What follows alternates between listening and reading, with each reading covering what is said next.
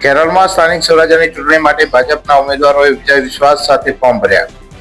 સ્થાનિક સ્વરાજ્યની ચૂંટણીનો જંગ હવે જામ્યો છે.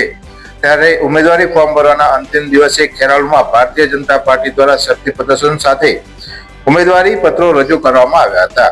ખેરાલુ તાલુકા પંચાયતની 18 સીટો અને જિલ્લા પંચાયતની 3 સીટો માટે ભાજપના તમામ ઉમેદવારોએ એક સાથે પોતાના ફોર્મ રજૂ કર્યા હતા.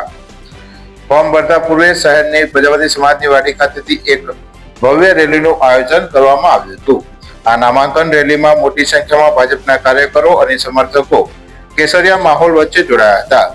આ રેલી પ્રજાપતિ સમાજની વાડીથી નીકળી વૃંદાવન ચોકડી થઈ સેવા સદન કચેરી ખાતે પહોંચી હતી, જ્યાં ઉમેદવારોએ પોતાની દાવેદારી નોંધાવી હતી.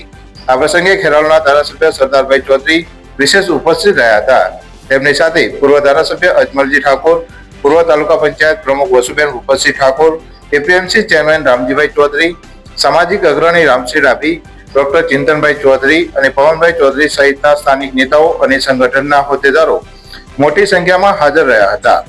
ખેરાલુ ધારાસભ્ય સરદારભાઈ ચૌધરીએ જણાવ્યું હતું કે ભાજપ સરકારના વિકાસ કાર્યો અને કાર્યકરોની મહેનતના જોરે ખેરાલુ તાલુકા પંચાયત અને જિલ્લા પંચાયતની તમામ બેઠકો પર ભાજપનો ભવ્ય વિજય થશે અને કાર્યકરોમાં જોવા મળતો ઉત્સાહ આગામી પરિણામોમાં વિજય મહોર લગાવશે તેવો વિશ્વાસ તેમને વ્યક્ત કર્યો હતો.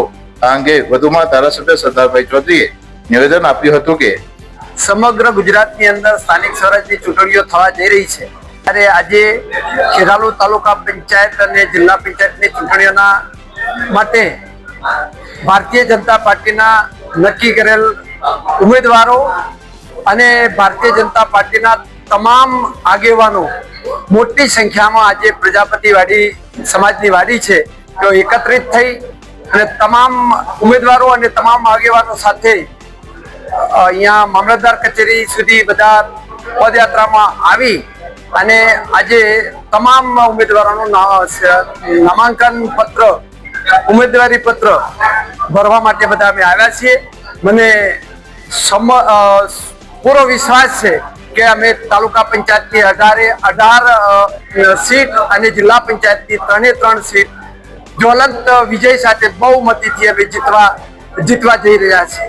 અને આ પ્રસંગે દેશના યશસ્વી વડાપ્રધાન જ્યારે મહેસાણા જિલ્લાના હોય ત્યારે આ તમામ ઉમેદવારોને જીતાડી અને 21 કમળ ખેરાલુ તાલુકા પંચાયત અને જિલ્લા પંચાયતના અને ખેરાલુ વિધાનસભાના 51 કમળ 43 તાલુકા પંચાયત અને 8 જિલ્લા પંચાયત એમ કરીને 51 કમળ અમે ભારતીય જનતા પાર્ટીના પ્રદેશ અને જિલ્લાની નેતાગીરીને સમર્પિત કરીશું.